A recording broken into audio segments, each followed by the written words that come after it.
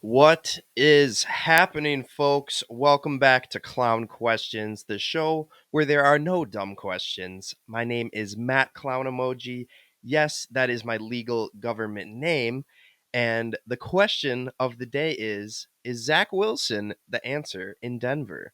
I'll attempt to answer that question and some more questions in addition to a Poker Perry interview. We got Poker Perry on the show today. Excited about that. So let's get into it. Who's down to clown?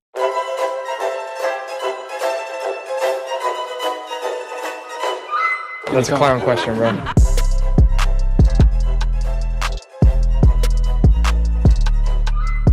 So did brother Jokic punch a fan? Little curveball for you. You thought I was going to go into Zach Wilson? Well, I'm not. I'm going into did brother Jokic punch a fan? So of course, a video went viral of Nikola Jokic's brother punching a fan aggressively in the face. I mean, how is there another way to punch someone other than aggressively? So yes, the answer is yes. He did punch a fan. But the important thing to me as a Lakers fan is that Nikola Jokic was actually in on it. It's a conspiracy. He ordered the hit on the fan. He heard the fan talking smack, and he said, "Yo, Sergio Jokic or whatever his name is, go punch that fan, shut him up." So if I'm Adam Silver, I'd say suspend him. And also, like I said last week, I'll bring this up again. I do have inside information that MPJ was in on all of the prop betting with his brother Jante. So do the right thing, Adam Silver. Suspend Nikola Jokic. Suspend Michael Porter Jr. And this take has nothing to do with the fact that my Lakers are playing these Nuggets in a 7-game series, which we are down 0-2 in after a crushing loss. But maybe I'll cry about that a little more later. But yeah, suspend Jokic, suspend Porter. And speaking of people who should be suspended for their acts against a legend, Caleb Williams. So Caleb Williams made headlines yesterday, and I have to ask the question now, unfortunately, is Sketch okay? What's up, brother? Obviously, we all know Sketch. He is an American icon, heralded as the Harriet Tubman of our time by Theo Vaughn. But unfortunately, Sketch is not okay. So Caleb Williams viciously injured him yesterday during some pick-up football. Sketch was running I think, a post route, and Speed, another fellow streamer, was defending him. And Sketch ran a great route. Speed played awesome defense. Speed does have that speed confirmed. Um, and yeah, Sketch hurts his leg at the end of the play. And personally, I think Caleb Williams left him out to dry. You don't lead your receiver into a situation like that where they can get hurt. So I am once again petitioning the Chicago Bears to consider trading back in the draft, trade back from 1, and maybe just find your quarterback at pick 9. Honestly, I think JJ McCarthy is much more pro ready, and overall, I think he's a better fit for the Bears scheme. So do the right thing, Bears. Trade the pick, move back. Caleb Williams is someone who doesn't care about his teammates' health, and he will put them in dangerous situations. You don't want Keenan Allen and DJ Moore and DeAndre Swift getting hurt with his careless throwing of the ball. Draft JJ McCarthy, and that's all I'm going to say about that. I have a lot to say about this. The 76ers got screwed. That is one of the headers. And again, it is not a question. Like I did for the UConn women's, my statement was UConn got robbed. It's such a strong statement that I can't use a question. I can't use a question here. The 76ers got screwed. So they filed a grievance for some officiating mistakes in game 2 against the Knicks. And that grievance was 2 main questions. Did Nick Nurse call a timeout? And did Tyrese Maxey get fouled? Well, unfortunately for the 76ers, the NBA did respond to that grievance. And they respond by confirming that, yes, Tyrese Maxey was fouled not once, but twice. And yes, also Nick Nurse should have been granted a timeout. So it's a damn shame. It is a goosebump moment of the week because if you watch the end of that Sixers Knicks game, it was a ridiculous, ridiculous ending. Memorable, will be an all time memorable ending of a game. Scoring 8 points in 28 seconds is obviously ridiculous, but we're going to remember that more than we will. Oh, the 76ers actually won their grievance on that game, so they should have won. No one's going to remember that. They're going to remember Jalen Brunson's big three, DiVincenzo's big three, Hartenstein's clutch rebound. But yeah, it's unfortunate as a Joel Embiid fan, someone who is a fan of the process and believes in it. It's a damn shame. But hey, don't count the 76ers out yet. They were right there in game 1 and 2 with the Knicks. They just need some role players to step up. We can't put it all on Tyrese Maxey and Joel Embiid's shoulders. But you know who we can put everything on their shoulders? Zach Wilson. And I'll revisit the opening question from the intro. Is Zach Wilson the answer in Denver? So Jason McIntyre has actually dubbed him as Mormon Mahomes, which is shades of Billy Football, who said that Zach Wilson's ceiling is Patrick Mahomes. So now Jarrett Stidham, Ben DiNucci, and Zach Wilson make up the QB room in Denver. And I talked to a resident Broncos fan in Josh. Shout out J Mac. But I asked Josh, is are you guys drafting a quarterback round one? He said no. Honestly, I think we're more likely to trade back. So obviously, to answer the question that I glossed over, Zach Wilson is not the answer in Denver. But I mean, Josh had a pretty comical comment. He said, "Hey, he's got a great arm, and the altitude makes it even further." So, yeah, Zach Wilson could throw 55, but now maybe he can throw 65 yards with that altitude. Maybe he's the answer in Denver. I don't think so. I don't think Josh was being serious with that. But if I'm the Broncos GM, which I'm not because I can't even win a fantasy football championship, but if I'm the Broncos GM in the first round, I'm taking J.J. McCarthy. I'm taking Michael Penix. Bo Nix might be a little early, but they need somebody because Jarrett Stidham, Ben DiNucci, and Zach Wilson could possibly be the worst quarterback room of all time. But yeah, Denver needs a QB. They need an answer. Back when AI was the answer on the Nuggets, they had it figured out. But that's basketball. We're talking football. Russell Wilson has ruined that franchise. Sean Payton's trying to build it back up, and they're a quarterback away, as they say. Obviously, they need a lot more than that, but it'll be interesting to see what the Broncos do in this upcoming draft because they clearly have a need at the quarterback position. Someone who has a need for some tough love is MLB umpires as they continue to clown themselves this year. I have to ask, why did Aaron Boone get ejected? Apparently, he was ejected for something a fan said. He obviously was arguing with the umpire over this call or that call. And I believe the umpire said, if you say another word, I'm throwing you out. And a fan probably yelled, fuck you. And that's $1 in the F bomb jar. Hey, I'm quoting the fan, Auntie Julie. Do I really have to pay? No, I will. I'll get the dollar out. But yeah, essentially the umpire said, if you say another word, I'm throwing you out the game. That's $1 I added. I'm throwing you out the game. And a fan said some shit, and he threw him out. And Aaron Boone said, "What? I didn't say anything." And the umpire replies with, "I don't care who said it. You're out of here." So obviously, just a power trip that this umpire is on. But we can again confirm that this is bullshit because, like the NBA's Tyrese Maxey Nick Nurse report, I actually got a Bleacher Report notification that stated that MLB is upset about the Boone ejection. The league considers Monday's incident a quote-unquote bad ejection. Yes, of course it was a bad ejection, and I can't believe I'm in a position where I'm defending the Yankees because I hate the Yankees, as any true American that's not from New York City should. But yeah, Aaron Boone should have stayed in that game. But the Yankees are gonna win with or without him. Getting ejected from a baseball game is something. Your manager getting ejected is always something that kind of builds some hype and galvanizes your players, to use a cliche word there.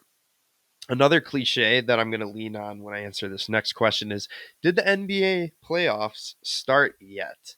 So obviously this is a trick question. They started, but when I initially wrote this question, the answer to did the NBA playoffs start yet was no.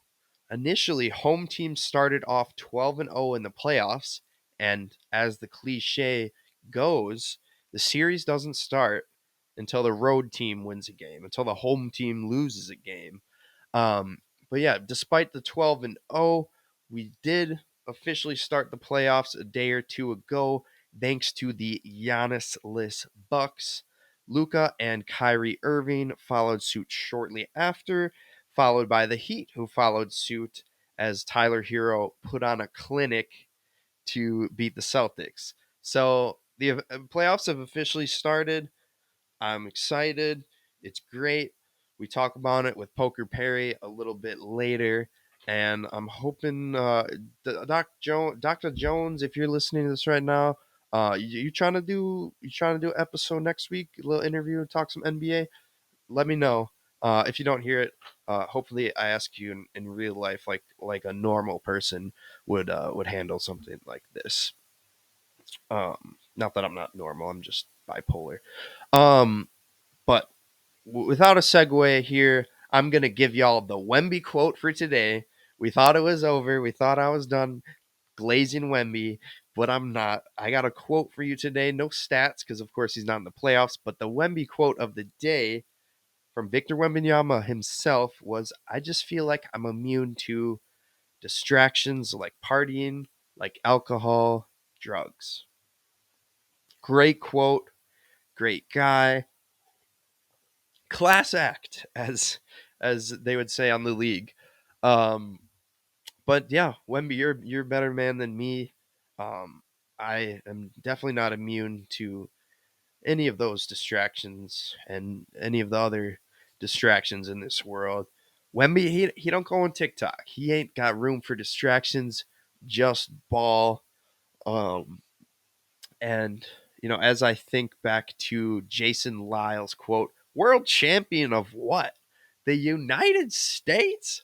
I'm now realizing that I think France is the biggest threat to the U.S. just because they got Wembanyama and Gobert, and they got some nice role players. But yeah, the United States, we want to win the whole damn thing. So Wemby, I'm excited for your stats to return, so I have a cheap little segment for my podcast. But I'm also looking forward to the USA kicking yo ass. Speaking of someone who's getting their ass kicked, Kevin Durant was the topic of discussion on the Herd with Colin Cowherd. So today, our first segment is going to be First Your Interruption with Colin Cowherd. I'll let Colin interrupt me here. Take it away, Mr. Cowherd. At one point, the argument that KD was better than LeBron was a furious debate. I rolled my eyes at it. KD is a great shot maker, an all-timer, love his game. But his skill set should put him in the top one or two in the last decade. And frankly, he's getting lost. Jokic looks much better historically. Steph is really the soul of the Warriors, winning titles before him, during, and after. Anthony Davis now is a more consistent player on both ends. Giannis has more regular season MVPs. As I'm watching Phoenix get rolled, Kevin Durant's becoming increasingly irrelevant. It wasn't long ago that the apologetic NBA media gave him a pass for leaving the NBA penthouse from ownership down for a fixer-upper in Brooklyn and then a remodel in Phoenix. And it's not working here either. It ain't working here either. You love to see that. You love to see KD's downfall. I'm still holding a grudge from July 4th of 2016. So I really need to let that shit go, but I just can't. I can't forgive KD for the fact that he left a great team to go to the best team. And KD, as mentioned, is trying to mend that, trying to mend it in Brooklyn. Now he's trying to mend it in Phoenix. Damn, I'm nasally right now. But yeah, I don't fully agree with Colin saying that he's becoming irrelevant. I think he's more so just becoming old, a la Steph Curry, LeBron, Kawhi. It's just the changing of the guard. It's no longer KD, Steph, and LeBron running the league. It's Jokic, it's Giannis, it's Tatum, it's Edwards if Ploff Warriors predictions hold true. And speaking of Edwards, he had obviously an all-time quote last year. They got KD, but we got Jaden McDaniels, and as Big Cat put it, it's just awesome to see that become just a prophetic quote as Jaden McDaniels, I believe, outscored KD by 8 or 9 in game 2, played lockdown defense, playoff career high 26 points. And yeah, if you want to punch through a wall, run through a brick wall, just type in, they got KD, but we got Jaden McDaniels on TikTok. Just a chef's kiss on modern day media. But hey, Timberwolves are up 2-0. KD's old and irrelevant according to Colin. So yeah, go Timberwolves. But I'm running out of things to say, so I'm gonna hand it off to my boy Poker Perry. We got Poker Perry into cut. We had a little interview. We had some talk all the way from Nashville. So give it up for Poker Perry, everybody. Alrighty, now pulling up to the pod is Wisconsinite investor. I'm assuming poker player and professional DJ. It is Poker Perry. Poker Perry, thank you so much for joining me today. Thanks for having me. Such a big fan. I love, I have so much respect for the content production game. I work in it as well. So I always look forward to listening every week. And now that you're having a ton of people on, it makes it so much more fun to listen to. I've been loving it. Hell yeah. Yeah. I've been liking it a lot more too. I don't have to, just ramble to myself. It's nice to have someone else to talk to you, Ploff or you today. So let's start with Poker Perry's origin story. What's the origin of Poker Perry? What's kind of, how did that all go down? Burner Twitter. My brother was really into having a burner back, I don't know, 4 or 5 years ago now. And I got to a point, it was definitely during COVID. I think I started probably 2020. And we were just sitting on our phones so much, and you scroll through Instagram or whatever so much to the point where it's this is killing me. And I'm not a big Instagram guy, never like social media, don't like the clicks, don't like all of that. Don't love people pretending to show their fake lives on there. So I think we were all just kind of looking for a new way to talk, interact, share things about our lives on the internet with each other. And everyone kind of got into Twitter. I think I was kind of first to it, but people followed. And it's been fun. You create a little bit of a community on there. And that's been great, having people to talk to, having people to make podcasts with. So that's been great. As far as the Poker Perry picture or the persona itself, I'm always been an animation nerd. Grew up loving cartoons, still love cartoons. Seen Phineas and Ferb episodes, probably every single one 5 times. Perry the Platypus is the best character in the show. So I remember doing a book report on a platypus book report in 6th grade. So big platypus guy. Could tell you all the fun facts about him. Yeah, what's a fun Semi-aquatic egg-laying mammal of action. Right. Yeah. Of course. You got any other fun facts about platypus? Web feet. Pie? They lay their eggs underwater, but they don't breathe underwater. But they're obviously semi-aquatic, so feet, and they swim. They poison. They're one of, I think, 2 or 3 mammals that are poisonous. They have poisonous spurs on their hands or back legs. Can't kill a human, but can hurt. So, yeah, big platypus guy. So, kind of thought the image looked pretty funny, and I went with it. Yeah. Now I've become a little bit of a household name. People know me. It's pretty funny. Oh, yeah, dude. He's a great follow on X at PokerPerry1. Got to hit him up. And I want to talk about a tweet you just made, and kind of talk about a little bit of your DJing that, you know, you've been doing. I know when we were back in Madison, you had some gigs, and you know, I know it's tough to get gigs, and I saw the tweet. You took a picture of the DJ, and I think you captioned it like, "My USB is in my pocket," just saying. Do you carry around like a flash drive just ready to go whenever if you need it? Not usually. It's like an ongoing kind of joke. It's everybody, you see like memes get made of people at like Coachella with like a flash drive being like, when Grimes' set failed, you know, I'm ready to go. So it's kind of like an ongoing joke. But I do have flash drives. I don't have one next to me, but did not have it that night. But yeah, we were out. We were at some rooftop listening to some BJs last night. It was a ton of fun. So that's how my nights usually go around here, which is dope.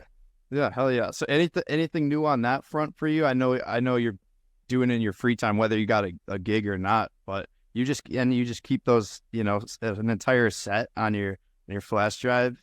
Yeah. So I have like one, obviously I have everything backed up on my computer, and then I have one like terabyte flash drive that's kind of like my massive gathering of music. And then I have smaller ones that I take kind of portable and can plug in decks if I need to. As far as playing around town, we're looking like we're going to be able to play a little bit over the summer more. I'm going to be able to play when I come home, so that'll be good. We'll do some just open deck stuff soon, which is going to be a ton of fun.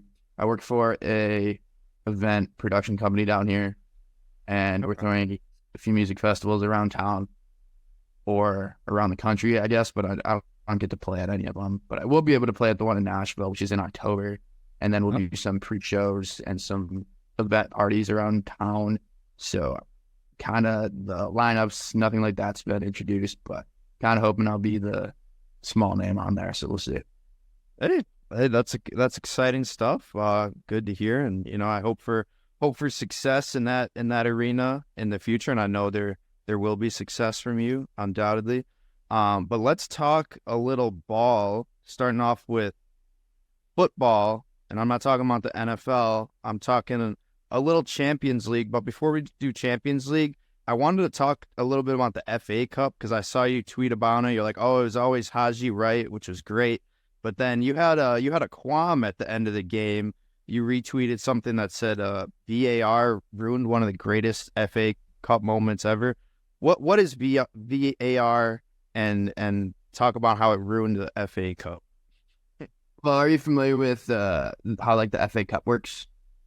No, I'll be honest. Okay, so right, you have it's the Football Association is the name of it. It's like the big association that controls. It's like FIFA, but FA is just like British football.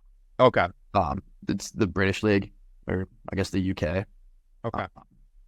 And it's the cup that it's a single elimination, double. They have 2 games for aggregate, but it's pretty much a single elimination tournament, like a March Madness style tournament with every single team in English football. So that goes from the Premier League to, you know, semi-pro teams that are playing games just to try to get into it. Sure. And we had the semifinal match today between Coventry and Man United. And Coventry is a second side, so they're in the Championship League, right? So they're not even in the Prem. So it was a really, really big game for them. It's kind of like a little bit of a Cinderella story. They were playing Man United, who honestly, just a boring team. Not really good year for them. Kind of been a wash. Did they have? Well, everybody was on Coventry. Holland? Yeah. Well, no, that's City. Oh, okay, Man City. Wrong Manchester. Yeah. So, and Man City is in the finals. They beat Chelsea a few days ago. Okay. So we had Coventry versus Man United today. Man United went up 3-0. Coventry came back in the second half, scored 3 goals. And the final being a penalty by Haji Wright, who is an American from Los Angeles on the U.S. men's national team in the States. So I was watching it. We were getting really hyped. And in overtime, they scored with about a minute left in extra time. And Haji Wright had a sick assist. And they called it offsides. VAR is a virtual assistant ref, so it's pretty much like their live review cam. And they called it offsides by a hair and then turned it back. And then Man United ended up winning in penalties. So it's literally a toenail off. Yeah, I mean, it's kind of like, I don't know if you saw the end of there was a UConn-Iowa women's game, and with like 3 seconds to go, UConn was trying to get their last shot up. They called a moving screen. So it's kind of like, technically, they made the right call, but it's like, you're really going to make the call there when it's... Yeah, and it's just, especially... Yeah. The problem with like VAR is you're going back and changing something that's so... Like, it's not... Like in the NFL, they always say it needs to be like clear and obvious. It's not so cut and dry when you're... Yeah, it's not like... Sides is supposed to be obvious. It's not supposed to be... So they go back, they ruin a moment. They ruin a 3-goal comeback by a championship side team. Cinderella story. Now, to argue a different point, like Man United's probably the better team. And if Coventry were to play Man City in the finals, it probably would get destroyed. But who knows? You never know. They took that away from them, so... And I was just on Coventry because Haji Wright's an American, so love seeing them. Yeah, gotta represent the U.S. So yeah, all Manchester final and FA Cup, but I want to talk a little bit of Champions League, and I have a gripe with them. I got pissed off at UEFA because I do the Goosebump moments of the week. I put the video and audio of whatever moment, and there was like a 94th minute, game-winning goal in one of these games. Like, I gotta put that in. As soon as I upload it to YouTube, they're like, "Not so fast, son. We're not letting you post this. We banned your video in all countries." So that kind of got me mad. But I know you're big on the Champions League. Who do you have a team? You have a rooting interest, and who do you see coming out on top here? Right now, no. I was on PSV for a while. Who's out of Eindhoven in the Netherlands. Not to be confused with PSG. Yes, not to be confused with PSG. The teams in it right now, Dortmund versus PSG. PSG is the only one in it left who's never actually won a Champions League, I believe. Dortmund has. I don't know. Still have the Avengers? Nope. Just Kylian Mbappe. Okay. And he's gone after this year. So. An Avenger. But I don't know. There's some fascinating matchups. Dortmund really shouldn't be there.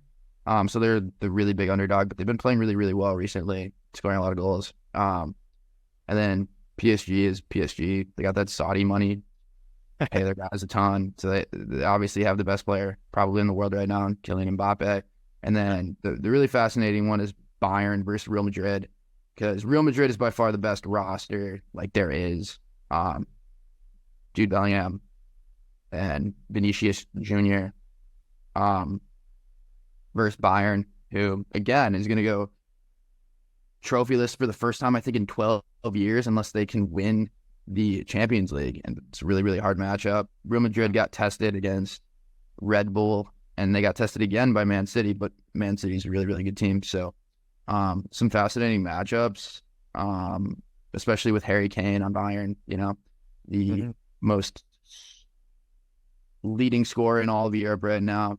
In a down year, can they pull it off against Real Madrid, who is going to get Kylian Mbappe next year and probably be unbeatable? So now's the time. If I had to pick, I think you're taking PSG over Dortmund, even though, I guess it's possible, but I think you're taking PSG probably versus Real Madrid. I don't mind saying, betting on PSG to win it this year. Sure. Hell yeah.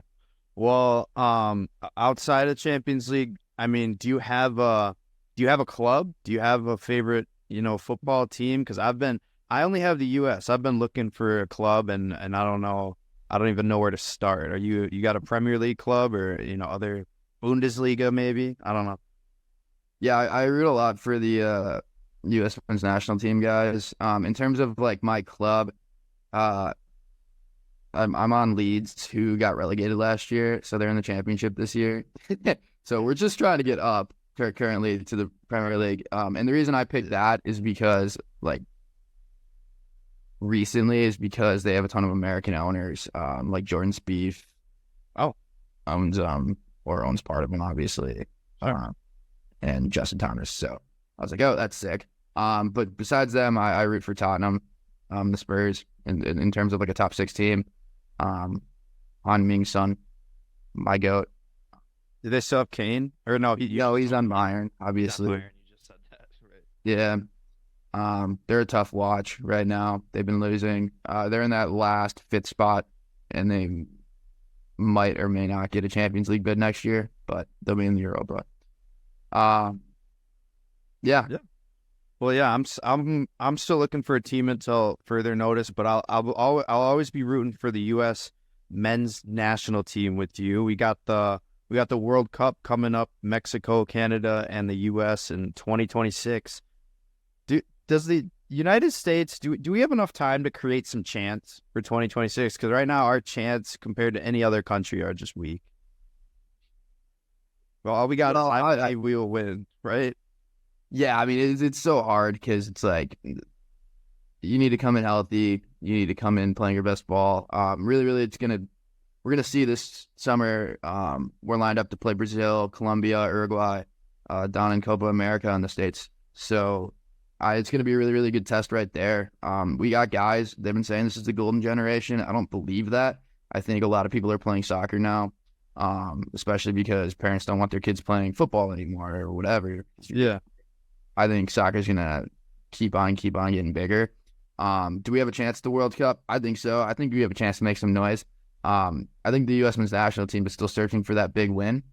Could they get it this summer? I don't know. Maybe. Brazil would be a massive win. Yeah. Colombia would be a big win. So the big thing is putting yourself in opportunities for that, which they are. And, I mean, they can make some noise at Copa America. And hopefully the World Cup on home turf. We'll see. I think it's going to play out a lot in the next 2 years and how well some of these guys do in Europe. Right now, Christian Pulisic is killing it. Yeah. Weston McKennie's killing it. Serginho Dest, who just got hurt. But it's Haji Wright. Anthony Robinson, Haji Wright. Haji Wright is another good point. I mean, maybe he'll get to a bigger team, top 5 league. I'm hoping next year, so we'll see. They got a chance to knock on the door. Do they have a chance to win? Probably not. I think they got a chance to make some noise. They're a hard out. That's what I'll say. Okay. So in terms of us as fans, you look at like England or like basically any other country, because soccer is a bigger sport anywhere else. They have these awesome chants, Great Britain's chants. They rhyme and they'll sing together. The U.S., all we have is like defense, or we have like the I believe we will win. Do we have enough time to like create something just so us as fans can be better than all these countries who are going to smoke us, fandom wise, regardless of what happens in the game? It's funny because I was at the U.S. men's national team played Ghana in Nashville right when I moved here. So obviously I was there, and the atmosphere was like pretty weak in terms of that. And it almost kind of feels like a high school football game. Like you're doing like everywhere we go. You know what I mean? People want to know. Yeah. So you're right. I mean, there needs to be more of a culture. Even when they were playing in like Dallas, not too long ago, the crowds were terrible. No one was there. So it's still got a ways to go. You're right. And We got to get our game up for 2026, dude. We do. I mean, part of the problem is that we ship all the guys to Europe. So maybe it starts with getting a better national league here. Mm-hmm. The MLS isn't doing it. Oh, hell yeah. Well, I don't want to keep it all to soccer. I got a whole slew of sports I want to talk about you with. Let's go from football to football, talk a little NFL draft. I don't know how much you've been following it. I think we got it coming up this Thursday, so hopefully this will be out before then. There might be a little delay for you, but who do you think's going number 2? I think we all know Caleb Williams is going 1. Who, if you're for your money's worth, who's Washington going after? I think Jane Daniels. Me too. I don't know. I think there's more of a question to me on who's going third. Interesting. Because I thought the top 3 was kind of locked up. We just didn't really know. You think Drake May? You don't think? You think I think JJ McCarthy's making like a really weird push, and I don't know if that's just some like media narrative. That's what I was going to ask you. Is he really a top 10 pick? I don't think he's worth it, but every single mock draft in the world has him going top 10, which I think is kind of stupid. Yeah, I mean, name manager being like, oh, maybe he'll go 3. So I don't know. That's a good question. I don't see it. I think it'd be a mistake. I like Drake May more than some people are giving him credit for, but I really, really like Jane Daniels. And I think when scouting these guys or looking at these guys, sometimes I tend to go towards the guy who you just like see get better and better every year. Drake May had a few good years, and I think his senior year is like, Jane Daniels every single year she's gotten so much better. Right. And I think that's pretty cool to see, and that's why I would probably take him. I think Washington will. Yeah. So I think we'll go Caleb Williams, Jane Daniels, then probably Drake May. McCarthy. It's gonna be a war. McCarthy will probably go to Minnesota, right? I've heard they were gonna. I mean, they got Sam Darnold right now, so that one makes a little more sense to me. But if McCarthy goes number 3, that would blow my mind, man. Yeah, it would to me too. Yeah, a lot of people keep saying Minnesota's gonna trade up for McCarthy, and you have Antonio Brown saying the Chargers are gonna draft him, right? Okay, yeah, and trade Herbert to the Vikings. Yeah. Okay. Yeah, I mean, hey, it looks like Harbaugh's been trying to start from scratch out in Los Angeles. So I mean, I guess you can't really put it past them. But yeah, last thing on the NFL draft here, do you have a preference here for the Packers, or are you kind of in Goot we trust? Goot's tough. Goot's tough because I don't always think he drafts based on positional like need. He drafts on like who he ranks the highest. Best player available. Yeah, I think he goes on that mentality more than other GMs. A lot of people have us taking cornerbacks. I know Toxic Future wants Kool-Aid McKinstry. I don't really see it. I think they traded Rasul Douglas because they have faith in Valentine, and maybe Stokes gets healthy. Okay. I also really like Nate Wiggins out of Clemson. Okay. He's cornerback. Oh, okay. Wait, I thought you just said we don't. Yeah, no, I was going to say I don't see it happening. Honestly, I see us going tackle, but we'll see. I think the Packers' biggest need is a linebacker, but I don't think it's a good linebacker draft, so that's why none of it's getting mocked. Have to find one on day 2. In terms of like a mock, I think I really like the guy out of Georgia. His name's Marius Mims. He's just a monster tackle. Yeah. And then there's a Duke guard, Graham Barton, who everything I see seems pretty good. So we'll see. One of those guys, maybe. I love Cooper DeJean. Love the way he plays. I get why people want him. I think he's the guy Hafley would really like. You can put him at safety or cornerback, which is big because we do need another safety. So like maybe if he's there. But I don't even know if he will be there. He seems like a weird media narrative too, where it was like, oh, maybe we'll get him on day 2, and now all of a sudden it's like he's going top 12. It's like what? little JJ McCarthy action. Yeah. So I don't know. We'll see. But my guess is some lineman. Okay. Yeah. No, I like that. You can never go wrong bolstering your offensive line. Let's keep it in Wisconsin, but we'll talk a little NBA playoffs here. Is it no Giannis, no problem for you guys? What, you guys beat the Pacers by 20 in game 1? Well, it was just an overreaction from the media. Yeah.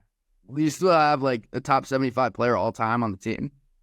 It's true. It was fun to watch. It was a lot of fun.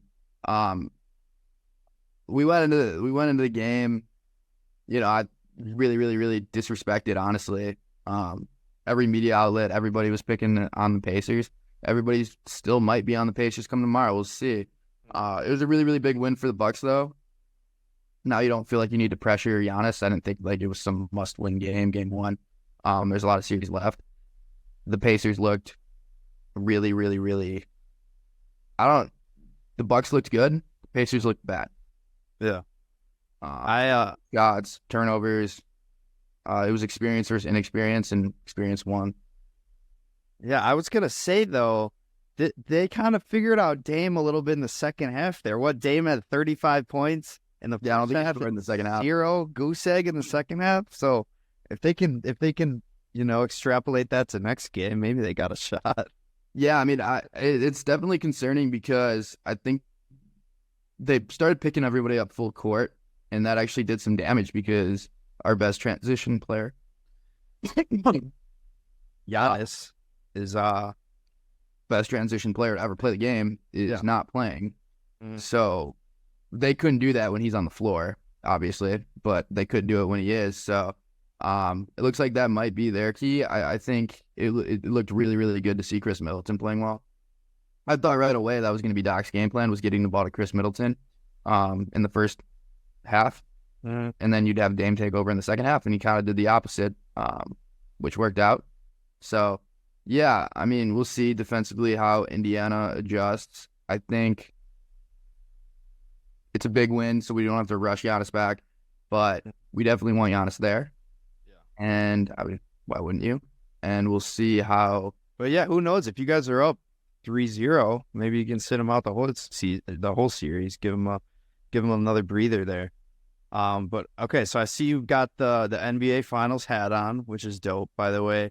Do you have an NBA Finals pick for me? Bucks Nuggets. Which I think was the same one that Loft Warrior gave. I'll tell you, I think Not a bad pick. I think until someone beats the Nuggets, I think the Nuggets are the team to beat. And I think the Celtics are the team to beat in the East. So Well, you got the Bucks beating them. I think the Bucks are the only team that can. You got the Bucks beating the team to beat in the East, but you don't think they can beat the team to beat in the Nuggets? The Bucks? Yeah, well, who you got winning in Bucks Nuggets? I'll take Bucks. Bucks over Nuggets, how many games? I'm a loyal fan. Bucks over Nuggets in how many? In how many games? 6. 6, okay, yeah. Oh, it's always been 6, because then it'll be in Milwaukee too. There you go. But yeah, I think, I don't know, the West is wide open in terms of the second team. There's so much like young talent in the West. You know, you have the Timberwolves and the Thunder, and it's going to be interesting to see which one of those teams can kind of make a run and kind of like establish themselves. And same with like the Mavericks, they haven't really done anything yet. So we'll see. They didn't do much today against. There's room for someone to make a name out in the West, someone to make a run. And you know, is it going to be Shai? Is it going to be Anthony Edwards? Is it going to be Luka? We'll see. Someone's got to make a big statement win, or statement series. Take the Nuggets to 7 or 6. I'm hoping the Nuggets can have a miracle, or the Lakers can have a miracle series against the Nuggets and beat them in 7. I don't think that's going to happen though. They might sweep us again. Well, we'll see. I think it was a tough draw for the Nuggets right away. The Lakers were playing really, really well coming into playoffs. I think they won like their last 8 of 10 games or something. So we'll see. You never know what happens with Brown. Yeah, who knows, right? Yeah. So I don't want to keep you here too long. I still want to do some little NHL playoff preview with you. But before we do that, if you'd like to play the game, pass or play, we could get going with that if you're down. Yeah, I'm looking up the Predators score right now. They're up 2-1. Oh, okay. No, there you go. Okay, let's start it off. Pass or play, Blake Griffin is a Hall of Famer. 3 times. I'm Blake in here. Pass. Okay. Pass or play, Jaden Daniels' elbows are not built for the league. Pass. I don't like who was the wide receiver on the Eagles that everyone said skinny? AJ Brown. What are you talking about? Devontae Smith, AJ. Yeah, Devontae Smith. Oh, okay. What? Yeah, everyone was like, he's too skinny. I don't know. I just feel like sometimes it's a weird argument. I know the elbows thing was like in the media recently. It looks real bad. It looks like they could snap like a chicken bone. Have you seen the picture of it? I did. I saw like the thing sticking out. It's wild. No, but I don't know. I always just think like those are like weird people searching for something. So I don't know. I'm not gonna think too much into it. I think Jaden Daniels will be fine. That's smart. All right, pass or play. It is finally the Toronto Maple Leafs year. Pass. Pass or play. DJ Khaled is a DJ. Play. Okay, so you're gonna have to help me out on this one because I kind of thought like, I don't know, like what does this guy even do? I don't know. I still don't know what the DJ Khaled does. But I think DJ is such like an overarching word, so that's why I was like, yeah. I mean, Okay. the other day, just spin music, but DJ Khaled produces a lot of rap stuff. But you're right, he is kind of like more of like a social guy than anything.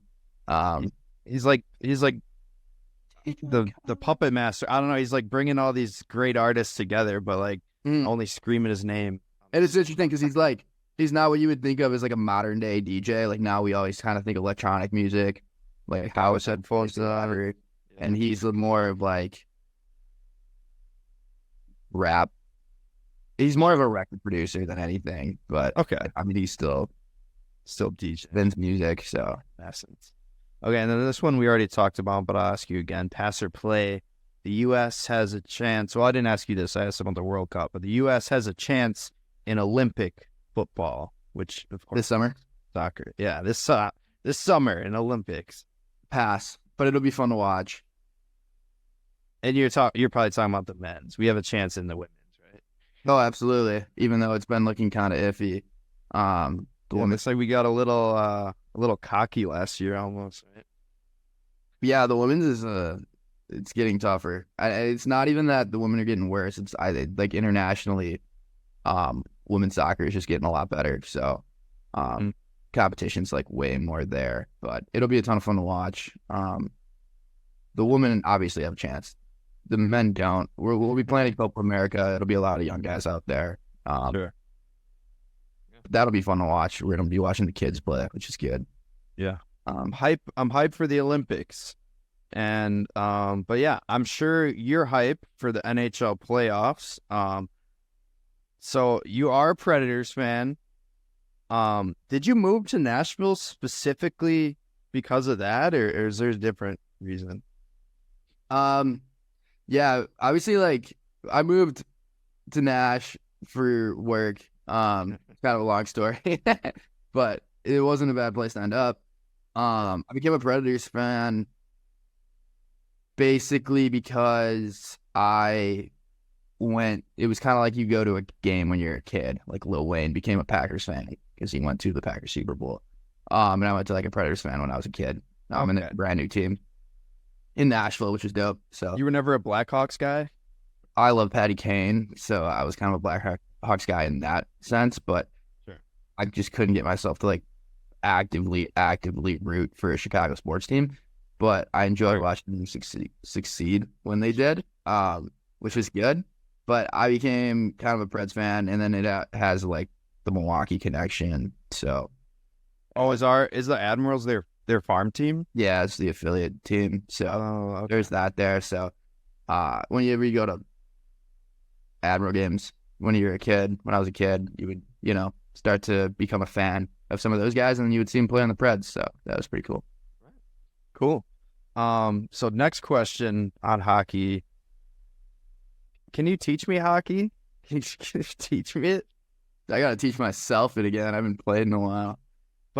You played hockey for what, 10 years, 12 years? Yeah. You know it. It's 6-on-6, right? Yeah. Okay. It's 5-on-5 with the goalie.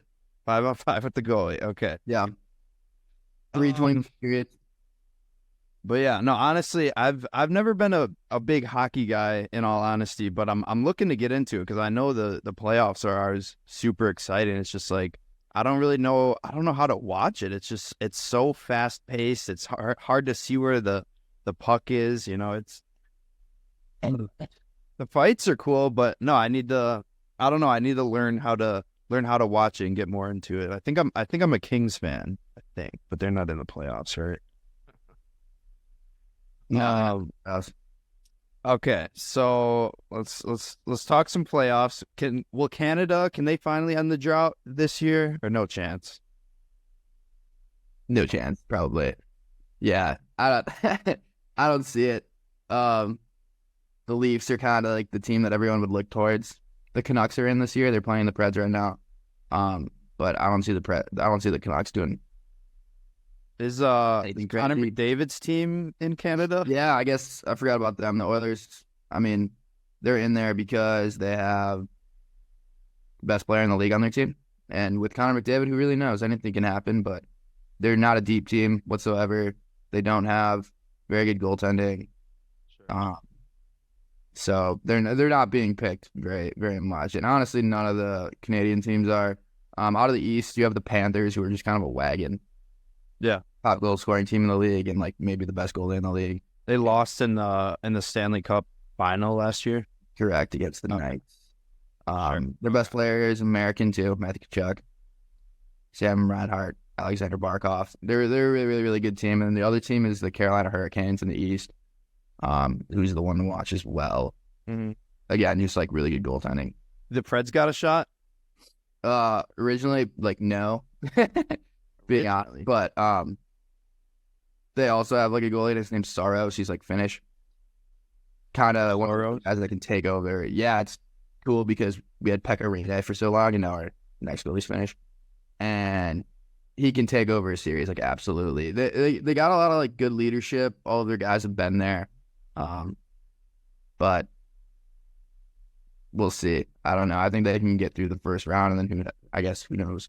But probably not a big shot. Out of the West, the Avalanche are just one of the best offenses ever. McKinnon, Cale Makar, who is just this like insanely good offensive defenseman. So Sure. I think they can kind of like keep going on this little like dynasty run, win a second and third cup maybe one day. And then the Dallas Stars are really good in the West. So those are probably the teams to look out for, which they're all American. Okay. Up north, I would go the Edmonton Oilers over anyone. The Maple Leafs everyone looks at, but the East is so hard. I like the Oilers in the West a little bit more. And the Maple Leafs have Boston first round, which is just a terrible matchup for anybody. It's a really, really hard out. Okay, so you said McDavid's the best player in the league right now. Obviously, he doesn't have the team around him like some of these other guys. Is McDavid the MVP or is it someone else? I don't know when they announce. I don't know if they announced it. Who do you think should be the MVP? Should it be McDavid? Nathan McKinnon from the Avalanche is like getting a lot of hype right now. Okay. So he honestly could win it. McDavid's kind of like the guy that should win it every year, but just gets massive like voter fatigue now. Kind of like LeBron. Yeah, like Giannis. Yeah. We'll all True. say it. Giannis should be a finalist this year. That's facts. Yeah, but in terms of like the Hart Trophy is what it's called. You're looking at Nathan McKinnon from the Avalanche. Connor McDavid as always, and then Austin Matthews from the Maple Leafs, who just had like a monster scoring year. But so we'll see. I honestly don't know like the odds or anything, and I don't think it was announced yet. Okay. So we'll see it. Cool.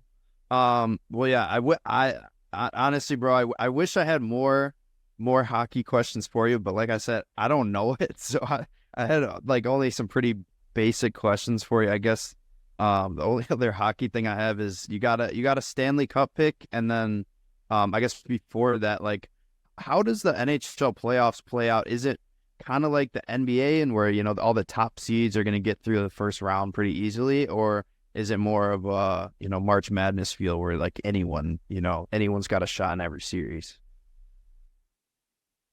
Yeah, I think it's in between. I'm going to compare it more to MLB. Sure. In terms of it's the teams that come in who are like the hottest. if you're an 8 seed and you just kind of like are coming off a 10-game win streak, you're the team no one wants to play. Yeah. Type mentality, even if you're an 8 seed. Last year, the Florida Panthers, I think, were an 8 seed. Oh, really? Yeah, because they swept the Bruins, who had one of the best records like of all time. They had they set the record, I think. For record. So like obviously that shit can happen in the NHL more than the NBA at least. So yeah, it's kind of who's coming in hot, and it comes down to a lot of times goalies, which goalie is playing the best. Okay. So it's kind of like pitching, where a pitcher can win you a game, a goalie himself can win you a game.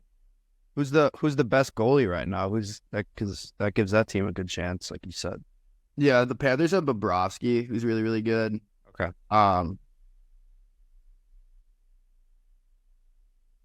Which is why I think the Panthers are my pick. I know you asked that. I was gonna say. So yeah, what's the pick? Is Panthers over who else and how many games? Maybe the Avalanche. Panthers over. And I think the Avalanche just lost because they can't play. They're like literally. I'm talking That's about a long series. I'm talking about how important defense and like goalies are, and I think the Avalanche are just like a complete offensive team. We're gonna score more than you. I think they lost 7-6 today. Damn. So Wild. pretty much completely opposite of what I'm saying.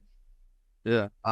But I like the Panthers a lot, and then out of the East, like two, the Hurricanes are really, really good, and they have really good goalies. His name's like Kachek Goff.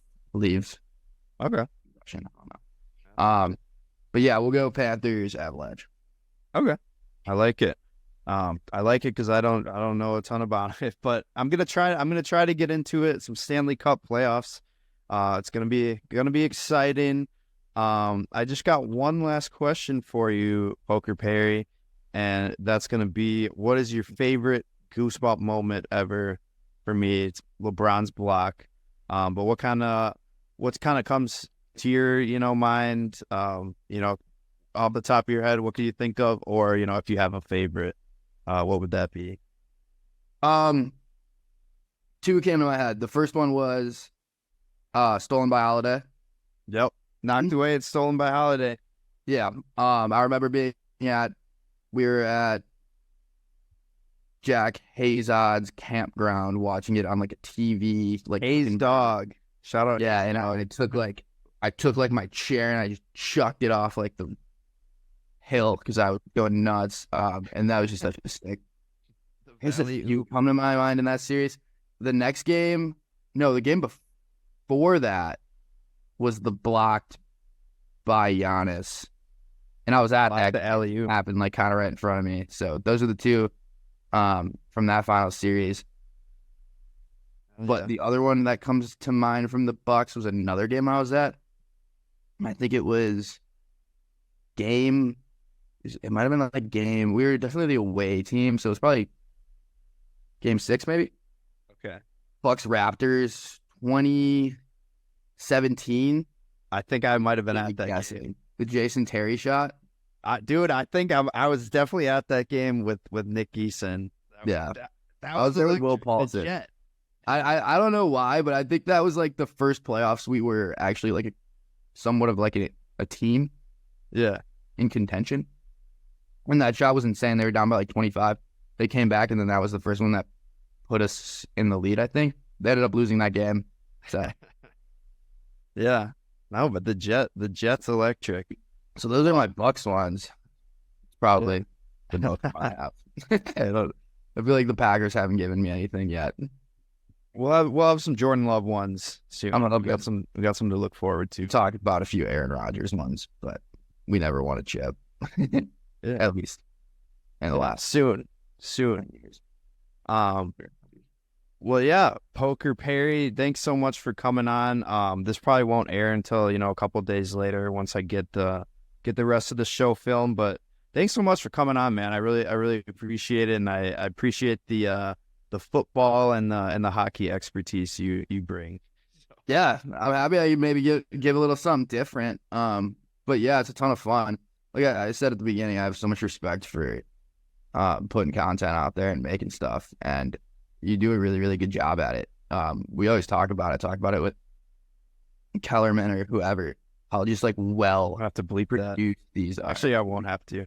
I didn't name an alias or anything. No, that's true. It's true. How well like this show is produced, and if there's anybody listening or anybody who needs like producers on their show, like he's like does a killer job.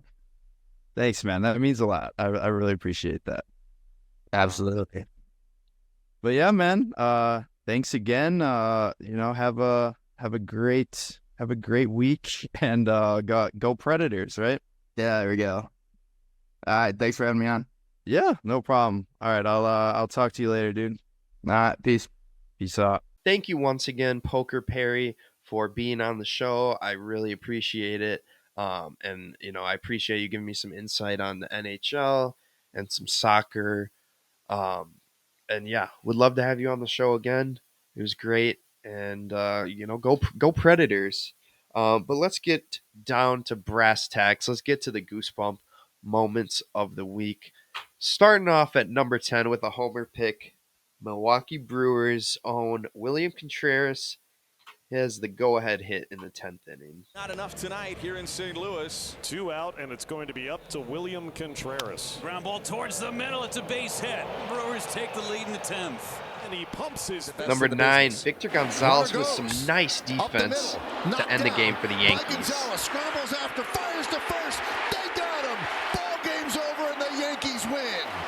A dramatic finish in the 9th as Gonzalez scrambled after the carom and flipped it to Rizzo in time. Number 8, Jose Caballero with a 10th inning double to give the Rays the lead. And this one into right center field, got some hang time, and it's going to get by. Soto rolled to the wall. Palacios rounding third just now. There will be a throw to the plate, but it's not in time. And the Rays take the lead, scoring the first run of the game. Number 7, Ryan McMahon walks it off for Colorado. And a bouncing ball left side, knocked down, but no play! And the Rockies walk it off. Number 6, Alex Kirilloff walks it off for the Twins. Sharply hit, base hit right field. Martin scores. Twins win. Twins win. Number 5, Michael Harris, the second. And it gets down. Walk-off. Ronald's around third. Walk-off for my fantasy He team. is safe at home, and the fish fry is complete. A sweep of the Miami Marlins. Number 4, Nolan Gorman with the walk-off home run for the Cardinals. Nolan Gorman Boo. first, and he unloads. Deep right, track, wall, walk-off winner on the first pitch.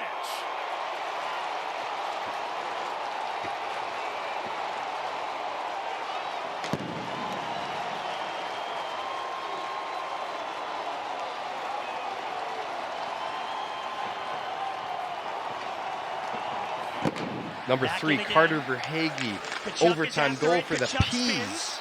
Lundell in the slot in front. The chance. Let's go home, baby. It's Mr. Clutch. Carter Verhaeghe for the Game 2 win. Buttered toast is what they call him. And again, the overtime winners. Number 2, Knicks, ridiculousness. Brunson. Great defense here by the Sixers. Brunson hits the shot. Gets a prayer Sixers of a try to bounce. rebound, try to inbound. Maxey loses it. Hart gets it. Out to DiVincenzo. Hits the deck. DiVincenzo's going to miss it.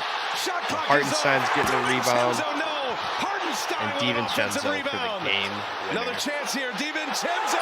He's got it. The Knicks have the lead again. Number 1 moment of the week, Jamal Murray against my Lakers for the buzzer beater. Makes a move. The Nuggets have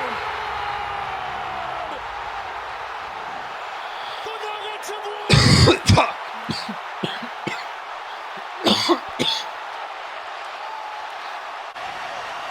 We talked about no timeout here.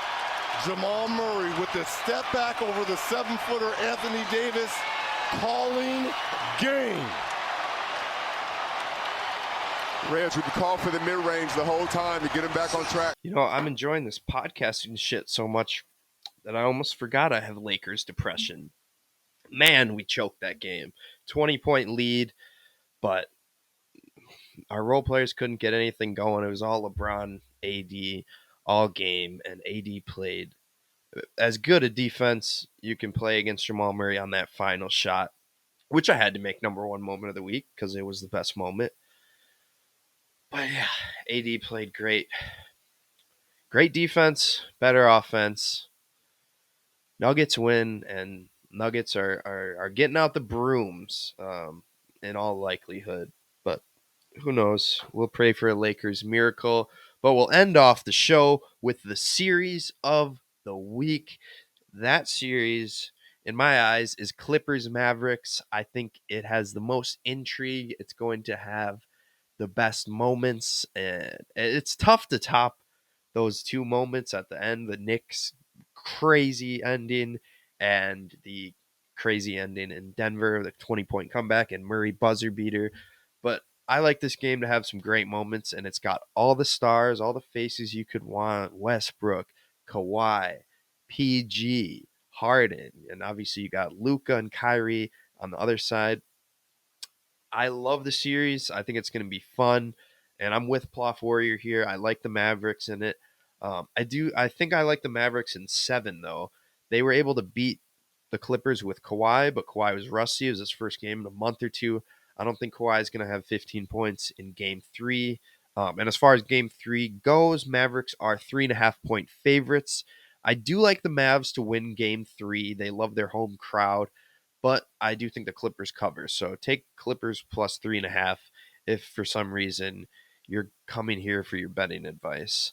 And if you are coming here for your betting advice, my advice would be is don't bet, because if this is where you're going, you're already lost. But yeah, man, Mavs in 7. I think Mr. Flat Earther and the Slovenian Stallion are going to put the Big Four to work, and those are 3 nicknames I just contrived. Um, I don't like the Mr. Flat Earther for Kyrie, because that's, that one's kind of disrespectful, although it's deserved. So I don't know why I'm worried about offending Kyrie. I'm just a big fan of him. He's LeBron's savior. I was a big fan of him when he's on the Cavs. I think he's a great guy. But Slovenian Stallion, I think that one could stick for Luka. But yeah, man, Mavs over Clippers. Give me that. Give me all of it. Give me that Luka magic.